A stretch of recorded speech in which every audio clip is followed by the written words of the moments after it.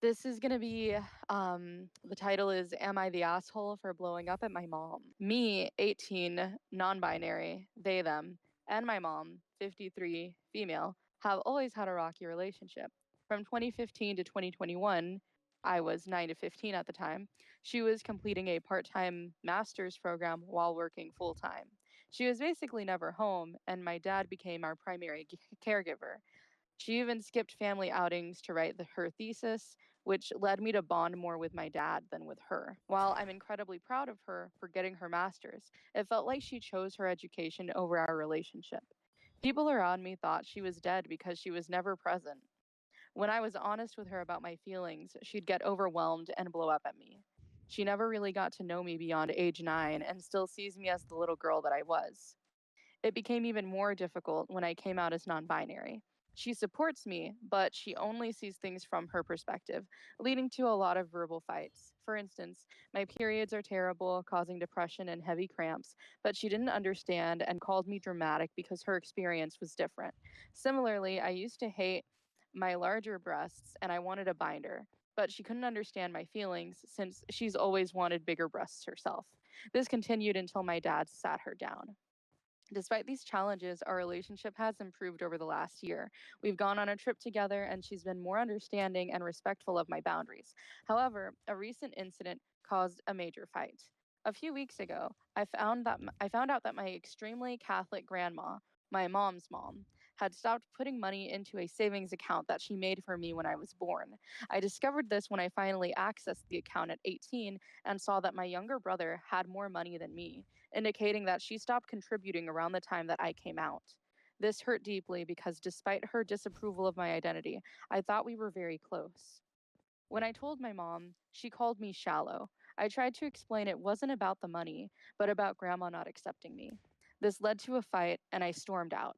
I understand my mom's reluctance to confront grandma because they had a huge fight years ago and only reconciled when my mom was pregnant with me. She's afraid of losing her mom again. However, in the moment, I got really mad and told her that she was choosing grandma over me, like she chose her master's degree over our relationship. I told my uncle, my mom's brother, what happened, and he got really mad. He's had his own complicated relationship with our family as a bisexual man and called both grandma and my mom to scold them for their behavior when he thought I was asleep. Since then, more and more people have been getting involved, and my mom's phone has been getting calls nonstop.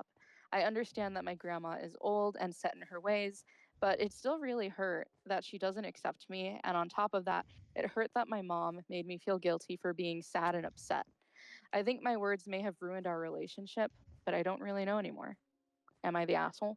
I don't think they're the asshole at all, honestly. I think it's Oh yeah, completely warranted, their response. I just think, it's hard, coming out and having people. I feel like when you come out, I feel like there's so many people who don't say what they really feel because they're like, oh, we're family, we gotta, stick Mm-hmm. together kind of thing.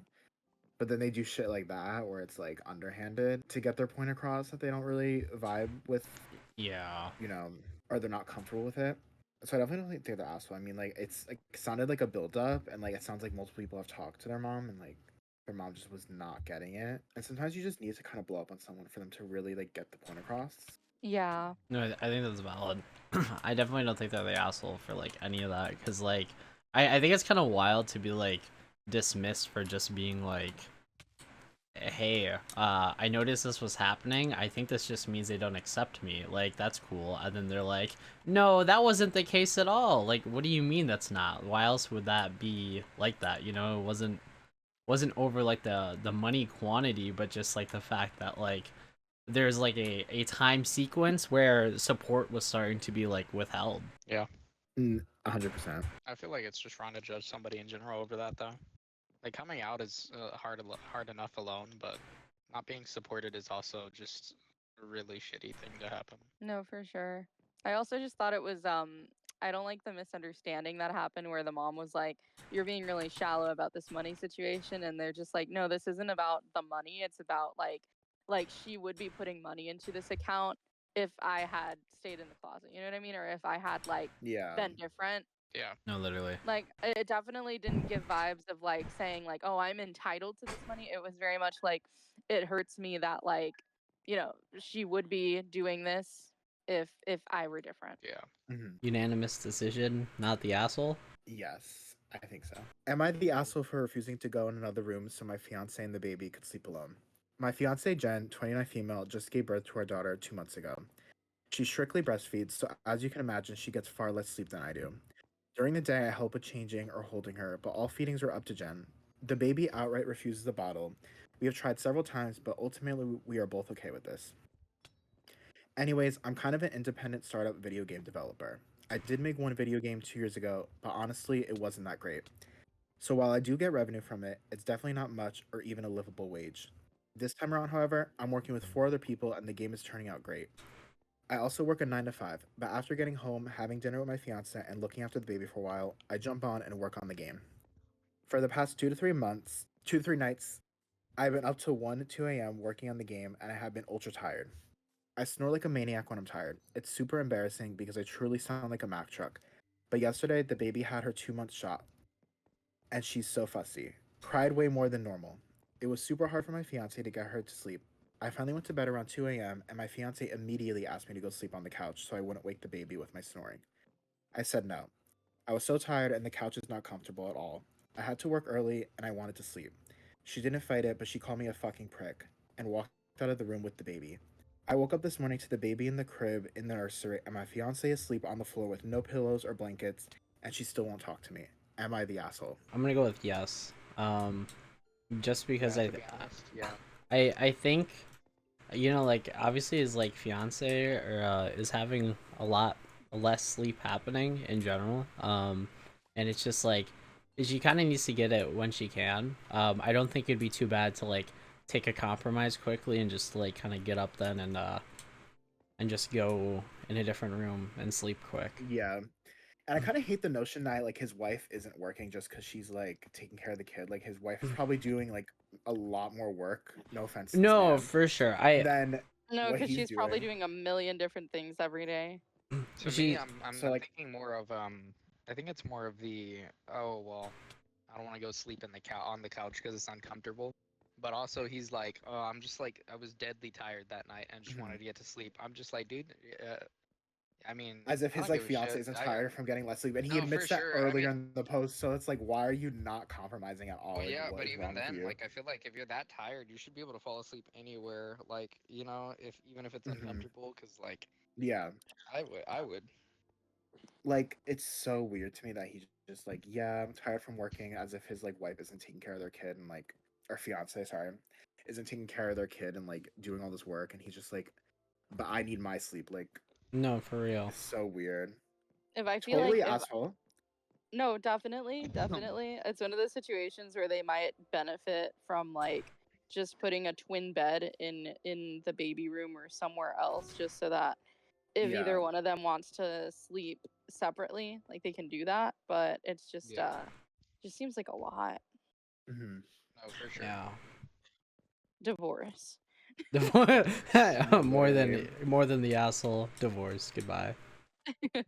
No, it's totally an asshole thing to do. Mhm. It's definitely an asshole move. Like, just fucking leave the room. It's really not that like big of an ass. So we all agree this person's the asshole. Jen, 29 female, wherever you are, if you're listening, don't go down that wedding aisle. Leave him behind. You That's can do better. crazy. All right, so the title for this one is gonna be "Am I the asshole for making my son's teacher cry unintentionally?" All right, so an incident happened at my son's school where there were some chanting and kicking going on. When I went to collect my son, the teacher told me that my son started the chant and was at the forefront of the situation. She admitted she wasn't 100% sure and that she only heard this from other students. I asked my son what happened, and he told me that she told him off in front of the whole class, all within 15 minutes of the incident, and had to go sit in another class for 10 minutes. She didn't even give him a few minutes to get his side of the story. He also mentioned it was always hard to talk to this particular teacher, and a few other pupils felt the same because they felt this teacher had favorites. I asked for a meeting with this teacher and the deputy head teacher to mention these points. Why wasn't my son given the chance to give his side of the story? Why do kids feel there is favoritism going on?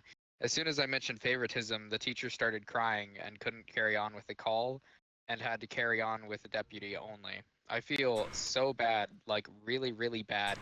I've never felt like I needed to set up a meeting in the 6 years my son has been in the school until today. Honestly, the guilt that she started crying is crushing me.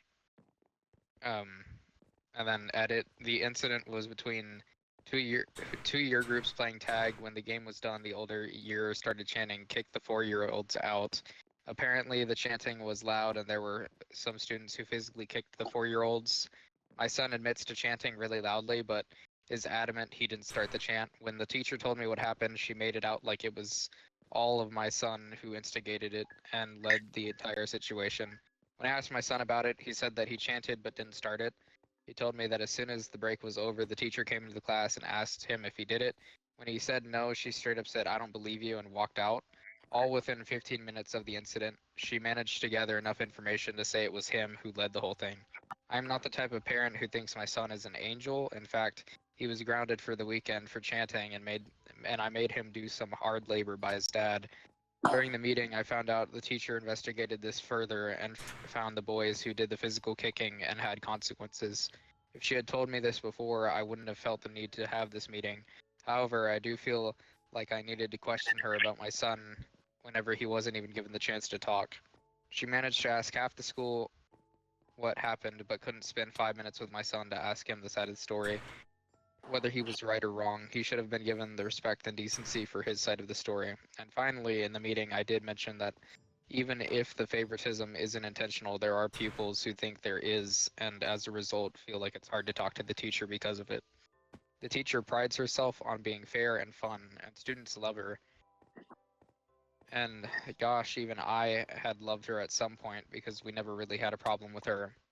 She's the most popular teacher in the school, and so far I've had a really good relationship with her, but I felt like I needed to raise these points. I am a chilled out parent and have never set up a meeting with a teacher before with my son in the 6 years of school he has had at this point. This was my first time ever. Never have I complained about a teacher, and I usually let them carry on about their jobs. My points are valid. Maybe I could have been nicer about it. I don't know. What do we think? This is hard. I feel like I kind of feel like there's not enough context, if that makes sense. No, I agree with kind of agree that. with that because it's hard because it's like obviously her son was a part of it in some way, maybe not as extreme as other kids, but it's also like Yeah. this teacher sounds like she wasn't being fair in some regard, but maybe the son's lying. How do we know the son's being truthful to the mom, you know? Like she's Yeah. taking his word for it over the teacher's for like 100%. Like I don't know. Yeah. It's hard.